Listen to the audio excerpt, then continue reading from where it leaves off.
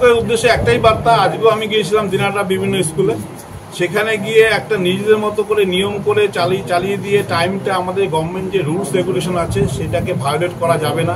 নিজেদের মতো টাইম করে নিয়ে স্কুলে যাওয়া আসা করা যাবে না। অর্থাৎ গভর্নমেন্টের যে নিয়ম আছে সেটাকে মেনটেন করতেই হবে। অর্থাৎ আমরা শুধু নিজেদের সুবিধার্থে বা নিজেদের কাজের সুবিধার্থে বা দূরত্ব দেখিয়ে আমি পরে যাব, এই জিনিসটা কখনই আমার মান্যতা দেওয়া যায় না। আমি কিছু শিক্ষক মহাশয়দের এটা আমি আজকেও বলে এসেছি যে আপনারা যে টাইমে আসবেন সেই টাইমটা লিখুন। তারা সেই টাইমটা লিখতে পারছেন না, তার মানে আমি বললাম তাহলে আপনাদের এর মধ্যে কোথাও আপনারা তাহলে সঠিক খবরটা আপনারা জানেন কটার সময় আপনার আসা উচিত। আপনি যেই টাইমে আসছেন সেই টাইম না লিখে আগের টাইম লিখছেন, মানে সেটি আগের টাইমটি হচ্ছে অরিজিনাল টাইম। এটা তো আপনার কাছে জানা আছে, এইটুকু আমরা এইটুকু বুঝতে পারি। তা ওনারা অঙ্গীকারবদ্ধ হয়েছেন যে এর ভবিষ্যতে এরকম হবে না।